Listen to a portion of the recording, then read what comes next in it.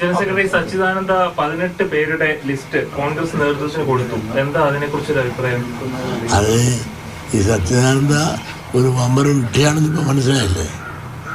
കാരണം സച്ചിദാനന്ദ ശിവന് മഠത്തിൽ ഇരുന്നുകൊണ്ട് ഇതിനുള്ള എഴുതി കൊടുക്കാവോ?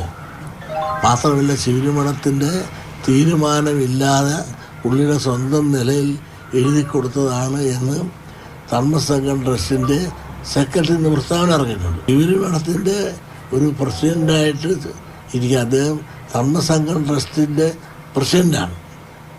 ആ കസേരയിലിരിക്കാൻ ഇന്നിപ്പോൾ ഈ സ്വാമിക്ക് യാതൊരു യോഗ്യതയില്ല. കാരണം അദ്ദേഹത്തിന് യാതൊരു യോഗ്യതയുണ്ട്.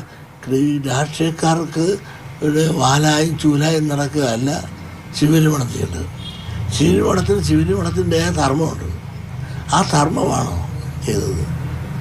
ഈ സ്വാമി ചെയ്തത് ധർമ്മസംഘം ട്രസ്റ്റിൻ്റെ പ്രസിഡൻ്റാണ്. അവിടുത്തെ മഠാധിപതിയൊന്നുമില്ല. മഠാധിപതിയൊക്കെ ഇപ്പോൾ ഇല്ലപ്പാ. ധർമ്മസംഘം ട്രസ്റ്റിൻ്റെ പ്രസിഡൻ്റാണ്. ആ പ്രസിഡൻ്റ് ഒരു അഭിപ്രായം പറയണമെങ്കിൽ ട്രസ്റ്റ് കൂടി തീരുമാനിക്കണം. ആ ട്രസ്റ്റിൻ്റെ തീരുമാനം ഇല്ലാതെ അദ്ദേഹം സ്വന്തം നിലയിൽ ശിവന് മഠത്തിൻ്റെ ലെറ്റർ കെട്ടിൽ 18 പേരുടെ പേരായി എഴുതി കൊടുത്തിരിക്കുന്നു.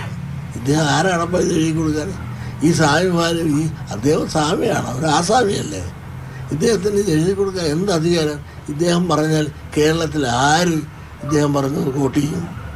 ഇദ്ദേഹം എഴുതി കൊടുക്കുന്നവർക്ക് രാഷ്ട്രീയക്കാർക്ക് എന്ത് വില കൊടുക്കും? അവർ 18 പേരെ കൊടുത്തല്ലോ. എത്ര പേര് വരും നിങ്ങൾ നോക്കുന്നത്? ഒരൽപ്പൻ. നന്ദി.